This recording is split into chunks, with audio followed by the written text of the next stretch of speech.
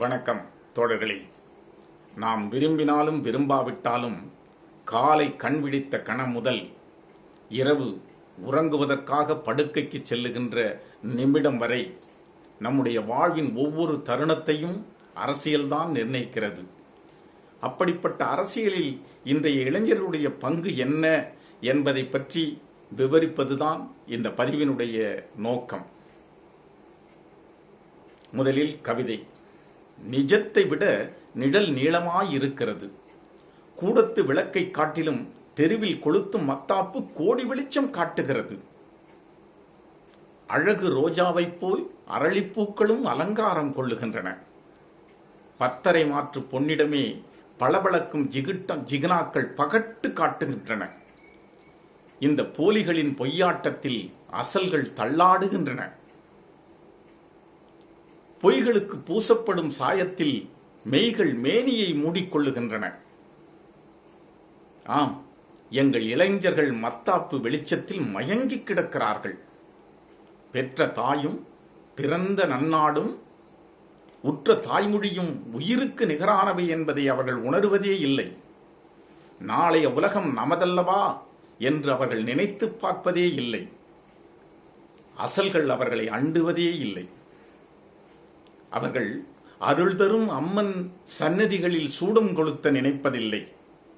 தெருமுனையில் இருக்கும் சினிமா சுவரட்டிக்கு சாம்பிராணி காட்டுவதில் மகிழ்ச்சி அடைகிறார்கள்.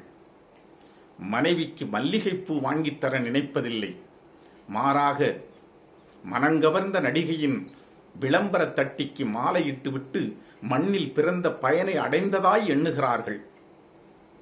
கண்ணகிக்கு சிலை எழுப்பிய மண்ணில் கவர்ச்சி நடிகைக்கு கோயில் கட்டிவிட்டு அவள் கட்டிலுக்கு வந்துவிட்டதாய் கனவு காணுகிறார்கள். தொடுவானம் கை கெட்டும் தூரத்தில் என்று அதை தொட்டுவிட தொடர்ந்து ஓடிக்கொண்டிருக்கிறார்கள். நல்லவனாய் நடிப்பவனெல்லாம் நாடாளும் தகுதி பெற்றவன் என்று நம்புகிறார்கள். பொல்லாதவனாய் நடிப்பவனெல்லாம் இந்த பூமியில் வாழ தகுதியற்றவன் என்று எண்ணுகிறார்கள். நடிப்பு வேறு, நடப்பு வேறு என்பதை அவர்கள் உணர்வதே இல்லை. அவர்களுக்கு வேஷங்கள் வேஷங்களாய் தெரிவதில்லை. அவைதான் விடிவெள்ளி என்று நினைத்து ஓட்டை படகில் உல்லாச பயணம் மேற்கொள்கிறார்கள். இந்த போலிகளின் பொய் சிரிப்பில் அசல்களின் புன்னகையில் கூட புழுதி படிந்து கிடக்கிறது. இதுதானே இன்றைய இளைஞர் உலகமாக இருந்து கொண்டிருக்கிறது. காரணம் என்ன? ஒன்றே ஒன்றுதான். வரலாறு அவர்களுக்கு எதுவும் சொல்லிக் கொடுக்காத காரணத்தால் தான் இந்த நிலைமை. வரலாறு என்பது என்ன? எத்தனை அரசர்கள் வாழ்ந்தார்கள், எத்தனை பேர் போரிட்டார்கள், எத்தனை பேர் செத்து ஒழிந்தார்கள் என்பதை சொல்லுவதா வரலாறு? இல்லை. நேற்று இறந்தவனுக்கும் இன்று இருப்பவனுக்கும் நாளை பிறப்பவனுக்கும் இடையிலே போடப்படுகின்ற ஒப்பந்தம்தான் வரலாறு. ஏன் நேற்றைய வரலாறை நான் தெரிந்து கொள்ள வேண்டும்? வரலாறு தெரிந்தால்தான் வாழ்ந்தது தெரியும். வாழ்ந்தது தெரிந்தால்தான் இருந்தது தெரியும். இருந்தது தெரிந்தால்தான் இழந்ததெல்லாம் எவை என்பது புரியும். இழந்ததை தெரிந்து கொண்டால்தான் அதை பறித்தவன் எவன் என்று நமக்கு தெரிய வரும். அந்த உண்மை தெரிந்தால்தான் அதை மீண்டும் அடைய வேண்டும் என்கின்ற அறிவு வளரும். நமக்குள்ளே உள்ளே ஒரு நெருப்பு பிழம்பு பிறக்கும். எனவே வரலாறு என்பது முக்கியம். சீனாவிலே சென்று மாசேதுங் புரட்சியாளர் மாசேதுங் நடத்திய அந்த நெடும்பயணத்தை பற்றி கேட்டால் அங்கு இருக்கின்ற இளைஞர்களும் மாணவர்களும் அக்கக்காக பிரித்து சொல்லுவார்கள். பல லட்சம் பேருடன் சென்ற அந்த நெடும்பயணம் முடிகின்ற பொழுது 10,000 பேருடன் மட்டுமே வந்து சேர்ந்த அந்த அவலத்தை அத்தனையும் சொல்லுவார்கள். ரஷ்யாவிலே சென்று எந்த மாணவனிடம் கேட்டாலும், எந்த இளைஞனிடம் கேட்டாலும் ரஷ்ய புரட்சியினுடைய ஒவ்வொரு அங்கத்தையும் நமக்கு எடுத்துச் சொல்லுவான். ஆனால் இங்கே என்ன நடக்கிறது? ஒரு பொதிகை தொலைக்காட்சி ஒரு கல்லூரியின் முன்னே நின்று கொண்டு வெளியிலே வருகின்ற மாணவர்களிடம் கேட்கிறது, காந்தியின் முழு பெயர் என்ன என்று ஒரு மாணவனிடம் கேட்டால் அவன் சிரித்துக்கொண்டே தெரியாது என்று சொல்லுகிறான். சரி, காந்தியினுடைய மனைவி பெயர் என்ன என்று ஒரு மாணவியிடம் கேட்டால் கொஞ்சம் கூட கூச்சமில்லாமல் எனக்கு தெரியாது என்று சொல்லுகிறார். இவனுக்கு மோகன்தாஸ் கரம்சந்த் காந்தியையும் தெரியவில்லை, அவருடைய மனைவி கஸ்தூரிபாய் காந்தி என்பதும் தெரியவில்லை. ஆனால் இவனுக்கு நடிகர் ரஜினிகாந்த் யார் என்று தெரிகிறது. காந்தியை தெரியவில்லை, அவர் மனைவியை தெரியவில்லை எனும் பொழுது பிரியலதா வடேகர் என்கின்ற ஒரு புரட்சி பெண்மணி இவனுக்கு தெரியுமா? விடுதலை புலிகள் சயனைடு சாப்பிட்டு உயிர் துறந்தார்கள் என்று சொல்லுகிறோமே, 1930 நம்முடைய இந்திய புரட்சியின் போராட்டத்தில் முதலாக சயனைடு சாப்பிட்டு உயிர் நீத்த தியாகி பிரியலதா வடேகர். அவரோடு உடன் பயணித்த கல்பனா தத் இவருக்கு தெரியுமா? ஆனால் ரஜினிகாந்தினுடைய மனைவி லதா என்பது இவனுக்கு தெரியும். ஒரு நடிகை லதா இருந்தார் என்பது இவருக்கு தெரியும். சூர்யா சென் தெரியுமா? ரயிலிலே அதிலிருந்த பொருட்களை எல்லாம் கொள்ளையடித்த பிறகு அதிர்ந்து போனது வெள்ளை அரசாங்கம் அவனை எப்படியும் பிடித்துவிட வேண்டும் என்று எண்ணி பிடித்த பொழுது அவனுடைய ஒவ்வொரு பற்களாக சுத்தியலால் அடித்து காயப்படுத்தினார்கள். ஒவ்வொரு முட்டியையும் உடைத்து தள்ளினார்கள். எவ்வளவு துடித்து போயிருப்பான் அந்த இளைஞன். ஆனால் இவனுக்கு சூர்யா நடிகரை தெரியுமே தவிர சூர்யா சென் தெரிவதற்கு வாய்ப்பில்லை. காரணம், வரலாறுகள் தெரியவில்லை. வரலாறு தெரிந்தால்தான் வருங்காலம் நம்மை எந்த நிலையிலே கொண்டு போய் சேர்க்கிறது என்ற எண்ணம் புரியும். எதிர்கால நம்ம சந்ததி வாழ்வதற்கு இங்கே இடம் இருக்குமா என்ற எண்ணம் கிளர்ந்து எழும். எனவே இளைஞர்களே, ஒன்றிரண்டு இளைஞன் எப்படி தலைவனாக மாறினான் என்ற செய்திகளை மட்டும் நான் உங்களோடு பகிர்ந்து கொள்ள ஆசைப்படுகின்றேன். அமெரிக்க நீதிமன்றத்தில் ஒரு வழக்கு நடந்து கொண்டிருக்கிறது.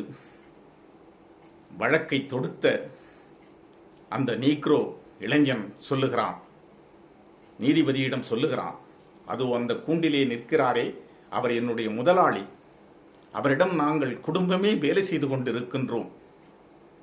கால நேரம் கிடையாது, கடுமையான வேலை.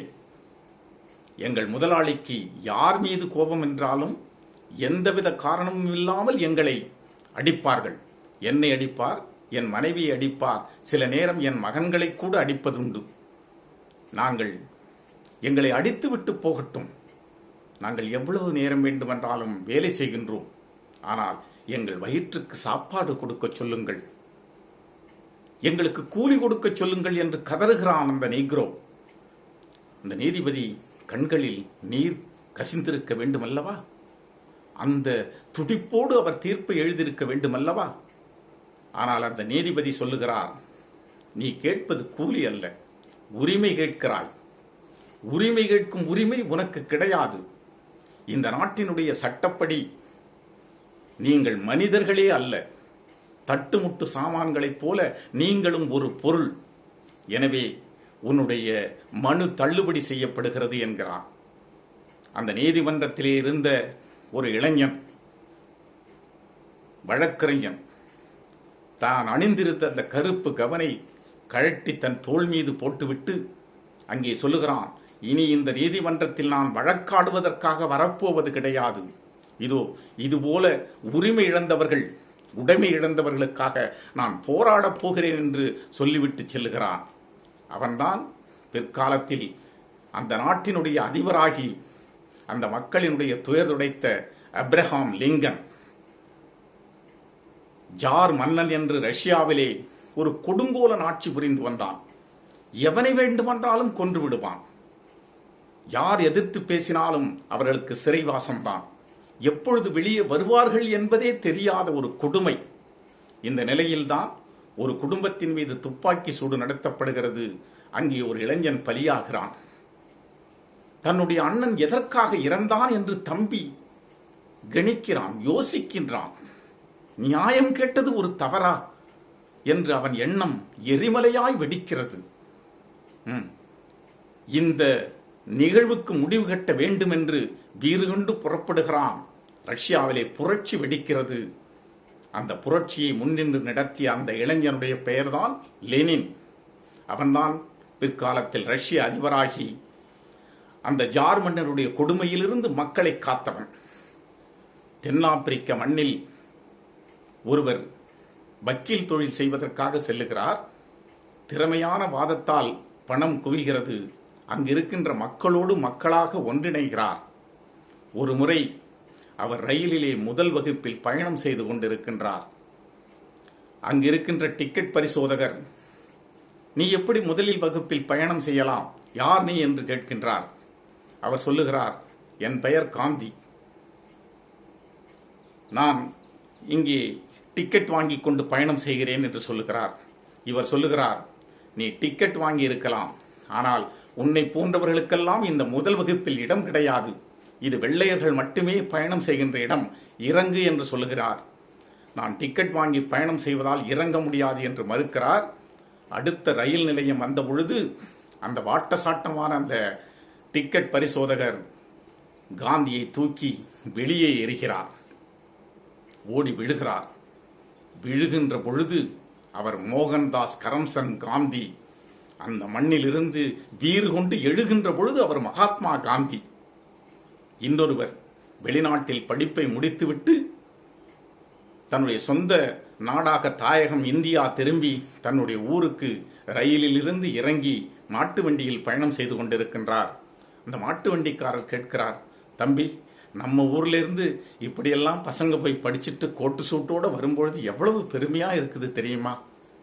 நீ இங்கிலீஷ்லாம் பேசுறப்பா, கேட்கும் பொழுதே எனக்கு ரொம்ப சந்தோஷமா இருக்கு அப்படின்னு பேசிக்கிட்டே வர அந்த வண்டிக்காரர் கேட்கிறார், எப்பா பேச்சு சுவாரஸ்யத்தில் நீ எங்க போகணும்னு நான் கேட்க மறந்துட்டேன், எங்கப்பா போற அப்படின்னு கேட்ட உடனே அவர் சொல்லுகிறார், இந்த பண்ணையார் வீடு இருக்குல்ல, ஓ பண்ணையார் வீட்டு சம்பந்தப்பட்ட பிள்ளையா நீ, ரொம்ப சந்தோஷம்ப்பா என்கிறார். இல்லை இல்லை, அந்த பண்ணையார் வீட்டில் வேலை செய்கின்ற ஒரு வேலைக்காரருடைய மகன் என்று சொல்லுகிறார். அடுத்த கணம் மாட்டு வண்டி நிறுத்தப்படுகிறது.